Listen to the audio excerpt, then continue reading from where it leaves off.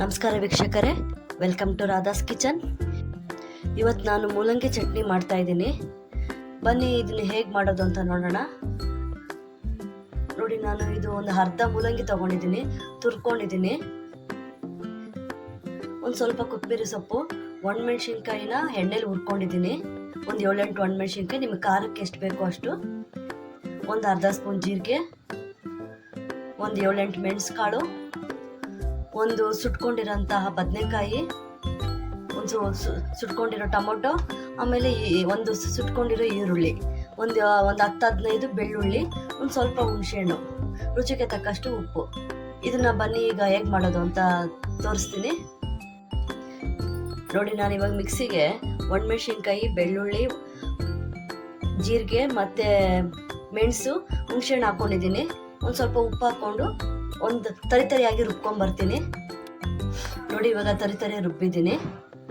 ನೋಡಿ, ಇವಾಗ ನಾನು ಸುಟ್ಕೊಂಡಿರೋಂಥ ಬದನೆಕಾಯಿ, ಈರುಳ್ಳಿ, ಟೊಮೊಟೊ ಮತ್ತು ನಾನು ತುರ್ಕೊಂಡಿರೋ ಮೂಲಂಗಿ ಕೂಡ ಹಾಕ್ಕೊತಾ ಇದ್ದೀನಿ. ಕೊತ್ತಂಬರಿ ಸೊಪ್ಪು ನಾನು ಲಾಸ್ಟಲ್ಲಿ ಹಾಕ್ಕೊತೀನಿ. ನಾನು ಉಪ್ಪು ಕೂಡ ಹಾಕ್ಕೊಂಡಿದ್ದೀನಿ. ಬನ್ನಿ ಇವಾಗ ರುಬ್ಕೊಂಡು ಬರೋಣ. ನೋಡಿ, ಇದಕ್ಕೆ ಸ್ವಲ್ಪ ನೀರು ಹಾಕ್ಕೊತಾ ಇದ್ದೀನಿ. ನಮ್ಮ ಚಟ್ನಿ ಅದಕ್ಕೆ ಎಷ್ಟು ಬೇಕೋ ಅಷ್ಟು ನೀರು ಸಾಕು. ಬನ್ನಿ ಇವಾಗ ರುಬ್ಕೊಂಬರೋಣ. ನೋಡಿ, ಇವಾಗ ಚಟ್ನಿ ಮುಕ್ಕಾಲು ಭಾಗ ಆಗಿದೆ. ಇವಾಗ ಲಾಸ್ಟಲ್ಲಿ ಸ್ವಲ್ಪ ಕೊತ್ತಂಬರಿ ಹಾಕ್ಕೊಳ್ಳೋಣ. ಒಂದೇ ಒಂದು ರೌಂಡ್ ರುಬ್ಕೊಂಬರ್ತೀನಿ. ನೋಡಿ, ಮೂಲಂಗಿ ಚಟ್ನಿ ಆಗಿದೆ. ಸಾಕು, ಇಷ್ಟು ರುಬ್ಬಿದ್ರೆ ಸಾಕು. ತುಂಬ ನುಣ್ಣಗೆ ರುಬ್ಬಕ್ಕೆ ಹೋಗಬೇಡಿ, ಇಷ್ಟು ರುಬ್ಕೊಳ್ಳಿ. ನಿಮ್ಗೆ ಏನಾದರೂ ಒಣಮೆಣ್ಸಿನ್ಕಾಯಿ ಕೂಡ ಬೇಡ ಅಂದರೆ ಒಣಮೆಣ್ಸಿನ್ಕಾಯಿ ಪುಡಿ ಕೂಡ ಹಾಕೊಬೋದು, ಇಲ್ಲ ಹಸಿಮೆಣ್ಸಿನ್ಕಾಯಿ ಸುಟ್ಟುಬಿಟ್ಟನ್ನು ಹಾಕೊಳ್ಬೋದು, ಇನ್ನೂ ಚೆನ್ನಾಗಿರುತ್ತೆ. ನಾವು ಒಣಮೆಣ್ಸಿನ್ಕಾಯಿ ಹಾಕೋದ್ರಿಂದ ನಾನು ಒಣಮೆಣ್ಸಿನ್ಕಾಯಿ ಹಾಕಿದ್ದೀನಿ. ನೋಡಿ, ಚಟ್ನಿ ಎಷ್ಟು ಚೆನ್ನಾಗಿದೆ.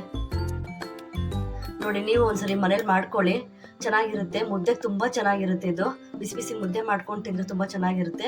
ನೀವು ಒಂದ್ಸರಿ ಟ್ರೈ ಮಾಡಿ. ಇದಕ್ಕೆ ಒಗ್ಗರಣೆ ಹಾಕೊಳಕ್ಕೆ ಹೋಗ್ಬೇಡಿ, ಚೆನ್ನಾಗಿರೋದಿಲ್ಲ. ಇದನ್ನ ಹೀಗೆ ತಿಂದ್ರೇ ಚೆನ್ನಾಗಿರೋದು. ನೋಡಿ ವೀಕ್ಷಕರ, ಮೂಲಂಗಿ ಚಟ್ನಿ ರೆಡಿ ಆಗಿದೆ. ನನ್ನ ಚಾನಲ್ ಇಷ್ಟ ಆದರೆ ಲೈಕ್ ಮಾಡಿ, ಶೇರ್ ಮಾಡಿ, ಸಬ್ಸ್ಕ್ರೈಬ್ ಮಾಡಿ.